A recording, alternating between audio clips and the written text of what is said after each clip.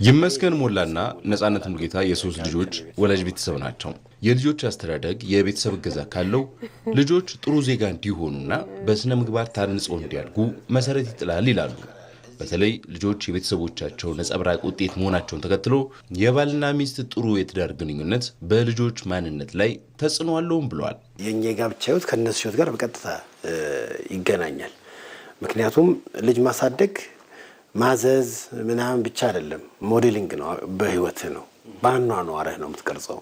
ዛሬ ከሚስቴ ጋር የማረገው ድርጊት፣ ከሷ ጋር ያለኝ መንገድ፣ እሷን የሚይዝበት አያያዝ፣ ቤት ውስጥ የማረገው ነገር ከስራዬ ጋር፣ ከባህሬ ጋር፣ ከመንፈሳዊ ነገሬ ጋር፣ ከሰዎች ጋር ባለኝ ግንኙነት ያዩኛል ማለት ነው እና ለየነገ ነገራቸው እንዲሰሩ የሚታይ ምሳሌ መሆን መቻል አለብኝ። እንደተሰጠ ስጦታ መጠን ልጆቻችንን እግዚአብሔርን በረዳን መጠን ተጠንቅቀን ነው ያሳደግናቸው።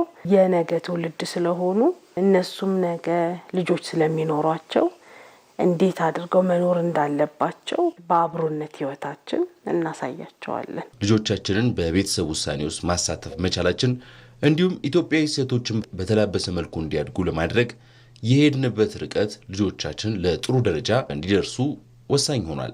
ትውልድን ከቤተሰብ ውጭ ልታዩ አትችልም።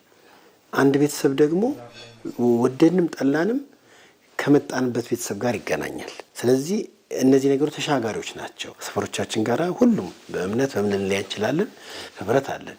እነሱም ይህንን እያዩ እንግዲህ ከሰፈር ሰው ጋር ያላቸው ነገር ማክበር የተሞላበት ነው። ከኔ ከሱ ብዬ እኔ ራሴ እነሱን ሳይ የወሰዱት ነገር ላለው ሰው ማክበር፣ መልካምነት፣ ደግነትን በተግባርም ታሳያቸዋል። ያ ነገር ከልጅነታቸው ጀምሮ አንተ ስትኖረው እነሱ እየወሰዱት እንደሆነ ላታውቀው ትችላለህ። በጥሩ ስነ ምግባር እግዚአብሔር ረድቶን አሳድገናቸዋል። ባህሪያቸውንም ማንነታቸውንም ልዩ ልዩነታቸውንም አውቀን ማለት ነው። አታድርግ የተባለ መከልከል ብቻ ሳይሆን የሚደረገውንም አይተን መደረግ ያለበትንም ነገር አይተን ነው ያደግነው እና እነዚህ ነገሮች ጥሩና መጥፎን እንዳገናዘብ ለይቼ እንዳያቸው አድርጎ በጣም ረድቶኛል። የእነሱንም ልፋት እኛ ምን ያህል ወስተናል የሚለውን ነገር በዕለት ተዕለት ህይወታችን በምናሳየው እንቅስቃሴ እያሳየን እንኖራለንና ግን በእርግጥ በእውነት በጥሩ አስተዳደግ ውስጥ እንዳለፍን ነው እኔም እሱም ከትንሹም ጋር አንድ ላይ ሆነን የምናወራው። አሪፍ ወላጅነትን አግኝተን እንዳደግን ነው የምናስበው። ወይዘሮ ሩት ሳለ የልጆች ሁለንተናዊ እድገት ባለሙያ ናቸው። ልጆች ከተወለዱ በኋላ ጊዜ ሰጥቶ ማሳደግ መሰረታዊ ጉዳይ መሆኑን ያነሳሉ።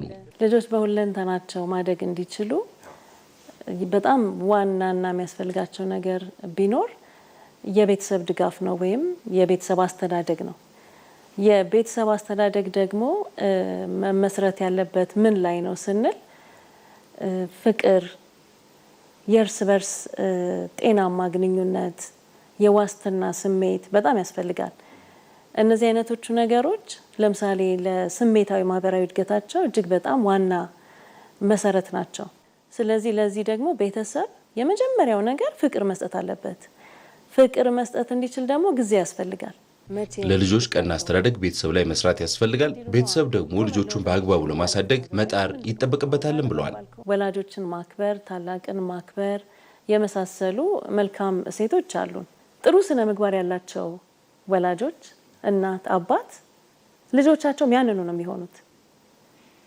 ግን ደግሞ አንዳንድ ጊዜ አካባቢ ለምሳሌ ከልጆች ከእናትና አባትም ውጪ ቤተሰብ ሁሉ ልጅን ያሳድጋል። አያትም፣ አጎትም፣ አክስትም፣ ጎረቤትም። እነዚህ በጥሩ ሁኔታ ያደጉ ልጆች በመስሪያ ቤት የሚወደዱ፣ በየትም ቦታ ፍቅርን መስጠት የሚችሉ፣ ሌላውን የሚያከብሩ፣ የሌላውን ስሜት የሚያከብሩ ይሆናሉ። ልክ እንደዛው ደግሞ በጥሩ አይነት ሁኔታ ያላደጉ ወላጆች የሰጧቸው ደግሞ ነገር ያው ሲያልፍ ልጆችም በዛው ጉዳት ውስጥ ያልፉና ነገሩ የከፋ ይሆናልና ቤተሰብ ላይ መስራት እጅግ በጣም አስፈላጊ ነገር ነው። ኢትዮጵያዊ የልጆች አዎንታዊ አስተዳደግ መርህን ለልጆች መተግበር፣ በቅርበት መነጋገርና ከቤተሰብ ጋር የውይይት ባህል ማሳደግ ለልጆች መጻኢ ዕጣ ፈንታ ወሳኝ ይሆናል።